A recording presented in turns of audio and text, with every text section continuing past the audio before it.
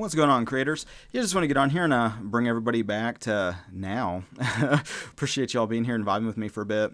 Yeah, today I'd like to talk a little bit about the importance of bringing yourself back to the present moment and how you can do this whenever you're spinning out in the weeds, when you start to feel a lot of fear, just low-grade anxiety even, just and when it comes to like low-grade anxiety, it's important to catch that, because as someone who has dealt with a lot of that, it's easy to kind of become comfortable with that kind of static, just low-grade fear, just subtle paranoia. What are they thinking about me? Do I need to attack that other person, or are they going to attack me? This kind of conflicting kinds of thoughts and feelings and emotions and shit that can start to feel draining and ultimately start to spin you into more and more ideas of separation, fears, hysterias. It manifests in all sorts of different ways, but ultimately the more that you catch that in the present moment and just I guess it would almost be called like biblical repentance, is like this radical change of mind, and go, do I choose to continue this fear thought,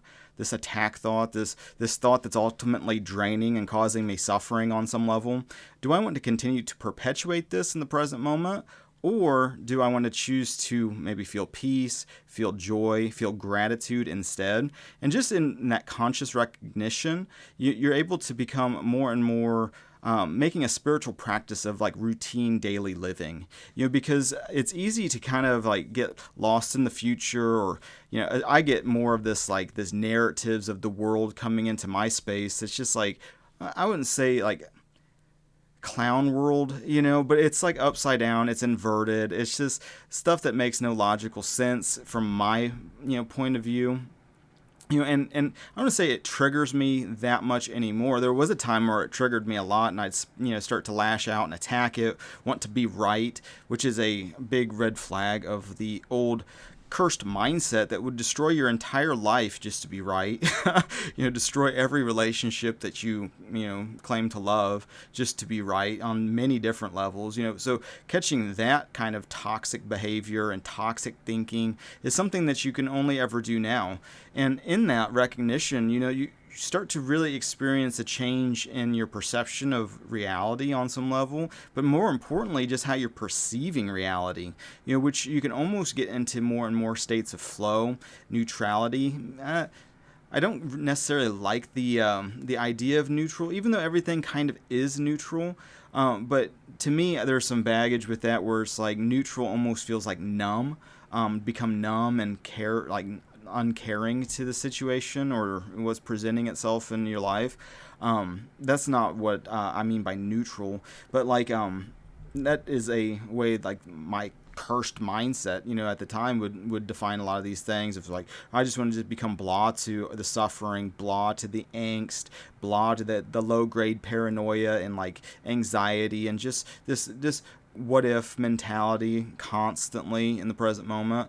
It's when you bring yourself back to awareness, back to the present, you snap out of these unconscious patterns of just suffering and just mental chatter, what ifs, worst case scenarios, fear, ultimately these beliefs and limitations, bogus belief systems that just are not even real, and ultimately cause suffering on lots of different levels. But it's in the present moment awareness where we catch ourselves, and it's an ebb and flow. And when it's like together apart is very, I think, part of, as you raise your frequency, it just gets faster. The more that you're able to drift off and then come back, drift off and come back, as you're letting go of a lot of these beliefs and limitations from the old you. It's important to put on your new identity in Christ in the present moment, because that's the only time that you ever can, and that's what actually saves you from a lot of the suffering and torment that we experience in the present moment when we forget that, when we don't believe that, or kind of focus on our old past beliefs and assumptions and bringing that to the present, which then creates cycles of insanity over and over and over again, constantly just doubling down and doing it again, even more extreme this time. It didn't work because it wasn't enough, and so it's like you're constantly doubling down on shit that just you kind of barreled through in the past. But it's in these times that we kind of catch it, come back to the present, drift off again into the weeds. Oh, hey, I'm suffering again. I'm feeling some sort of pain, uncomfortable. It's the inner guidance system that we're created to have, where the suffering triggers presence. It can, if you're making it a spiritual practice, to whenever you're feeling like resistance, constriction, pain, suffering, to become more and more present, and to really bring whatever is going on in your mental life and to the inner being that you're doing, this inner narrative talk, making it conscious, and just really choosing it. Hey, where did I even believe that to begin with? In light of my new understanding about reality, how there's this delayed mirror principle that seems to be going on eternally, of what's being held on the inside being reflected on the outside, and actually the speed at which that mirror is delayed through quote unquote time really only matters or exists in your beliefs of linear time. As you let that go, and this constant future projecting, which I've been in that mode for many years in my musical pursuits, as like an indie producer, guitar player, whatever. This utopia you made it moment, and even when you hit these different milestones, there's like this like satisfaction, but like it's immediately followed by, well, that didn't cause any lasting happiness or joy. And actually a lot of times then there's even like more fear of loss. There's even more drama that just starts to manifest, like the relationships you have with people, where you think that, oh, if I just achieve this external thing, this manifestation, then everybody around me is just gonna just love me unconditionally and treat me like a king, super nice to me, and just like whatever matches just this fantasy that I hold within my own self about this other person. This may or may not even be like real or reflective of their true nature or character, but who cares? On some level, I mean, we're all carrying around these things with different people that we're in relationships with, and the choice is: am I going to unconsciously focus on what I don't like about them, or am I going to start really focusing on what I do like about that other person, this other being? How can I use this in the present moment to become more conscious, to become more governed by love, and not just being reactive out of this fear narrative that just wants to dominate and enslave your life? Don't be so reactive to the fear as it presents itself in the present moment. Just realize here and now is when you're going to solve any and all problems. And really right now, what is the problem? We're in a room, we're in an environment, we're communicating, hopefully kind of understanding one another, but what's the matter right now? You really focus on that. It's like, well, I don't really, there's nothing going on besides I got this these inner stories and these conflicts that are going on from maybe the day or past days, grievances of somebody wronging you on some level, or whatever. Maybe you just didn't like the weather. You're just in complaining and bitching mode. But when you bring it back to the present moment and go, oh, is there a problem? I mean, I'm in a room, and the room's not on fire, so that's a good start. It's not freezing cold. The environment's pretty pleasant. And then you start focusing more on the desirable things that are already inherently manifested, because part of stewarding, which is important because that helps you connect more and more so with the here and now versus imaginary future world, where the present moment is like a means to an end. It's like, well, I just got to go through these bridges of incidents, and then I'll make it to this utopia future where I'm like having like godlike powers and just things, just magical, waking up in the Matrix, you're like Neo and you're just able to do all this shit. All of these kinds of like, bring that to the present moment, to what you're able to even handle right now, because that's the only way you're going to grow. Because you have these things that are already inherently causing limiting beliefs and causing you to like suffer and spin out in these unconscious patterns. So it's not really about this future. Not to say that it's not good to have a vision or some overarching like mission, but if your mission's broad, like, what can I do to bring more heaven to the here and now? I don't know what that even looks like. I guess this is it. This is the best I could come up with. But like, it's all about just bringing it back to like the here and now, because once you actually become like content with like what is, and focusing on what is desirable, the love, not just reacting out of fear. Oh, did you hear about what this derailment situation? There's trains everywhere. There's let's connect the dots. There's some hysterical thing to be afraid of. Or the climate, it's like, did you see what all this is going to do to the ozone layer? And let's connect all these dots, and let's get existential threats, and let the outside world of what ifs and woulda, coulda, shouldas and separation be our enslavement, our prison. Where we're just going to live in this fearful present moment that's just not even reflective of actually what is going on in your heart's beating right now. That's a good sign of initial health. You're not dead. Your heart's going.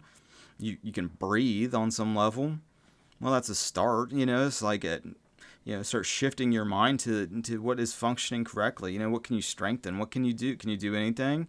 Or is it completely letting go of just needing to control things? Connecting with the oneness. It's like you use the present moment to, hey, whatever is bothering me right now, I can use that as a spiritual practice to become conscious of breathing.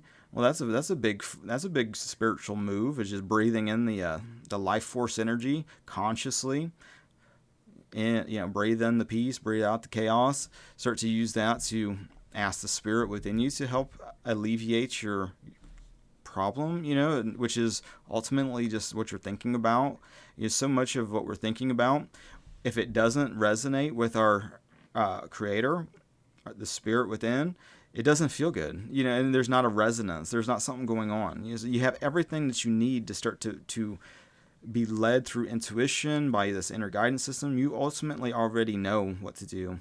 And we're all unique, so like the path is uniquely for you, laid out in a way that's going to perfectly transmute every thought and belief that you have into love. It's just what it's doing. And the more that you allow the Holy Spirit to help teach you and guide you on how to do that, the faster it's only ever now. But the more that you start to actually get reflections that are more in harmony, more in resonance with and correspondence with this change in mental activity, as you start to realize that so much of the chaos mindedness of the cursed mindset created a lot of hostile environments and like situations that were mainly in thought. You'd be in a room, and some like be in like a jail, for example, and like your immediate like start looking at other people like, okay, I can fucking take that person. I can take that person. And you start like going through this like, I don't want to fuck with them. And you start just kind of sizing people up, and then you're getting in your own head about it, thinking about attack. And you're just, who knows what other people are thinking about. In a lot of ways, the way that you start to focus on that kind of line of thinking, then you draw the undesirable shit to you just the same as you can draw the more desirable stuff to you. It's only one power and one God and like one law going on. And that's like, the more that you realize like the unconsciousness was cursing you, which would then, give you this reflection of chaos and fear and torment and more things to be afraid of, and more separateness and more, whatever, more undesirable shit. Just as you focus on it, it just grows it. But the more that you realize that, who you are in Christ, and seek the kingdom of God and go within, start going on this spiritual adventure, the unfoldment of what the kingdom of God is and all that, it's only ever now. So it's like realizing it's already that here and now. You're already saved. You're already blessed. You're already, divinely helped. It's already like that. Your refusal to believe that and all these, wow, Mike, no fucking way, because of blah, blah, blah, that's the shit you gotta let go of. And that's what we're doing in the present moment, just letting go of those like reactive, like, oh, how dare you tell me to be happy right now. And like, happy is one of those trigger words because it's like conditional, but maybe just peaceful, just being content, just being like not draining others and yourself, and not feeling constrained and maybe that is like a better thing to strive for, just becoming more conscious.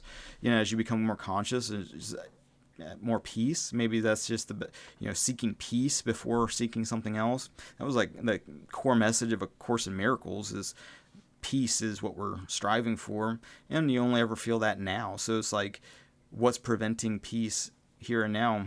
Well, make that conscious. It's like, do you want to keep thinking about like attacking maybe somebody at work? Maybe it's your spouse. Maybe you just had like a weird interaction with somebody, and it's like, was I the weirdo? It's like all these kind of fears and these concerns and these worries, whatever it is, whatever is disturbing you from like connecting with love within you, feeling, at ease, at rest, trusting that God's unfolding the future perfectly, put the future in God's hands. What else is there to do? There's just more awareness of that maybe in the present moment. I don't know. How good can you feel right now? How much can you become one with your Creator in feeling and energy before you push it away? Because ultimately, part of our old identity, our old mindset, the ego or whatever, is terrified of love, because it feels like a death, on some level. I don't know why. It just I just feel that in my own self. It's like you start becoming more and more connected with that divine energy. It feels like, oh, I'm going to die. And then you push it away to get back to separateness. It's weird, it's like together apart. But I think that's part of like the sexual energy that you have, like together apart. I think it plays a bigger, broader picture. But like it's interesting and kind of fascinating to observe it, to see it, and to see it in your own self as you test these things, as you become more present and more aware.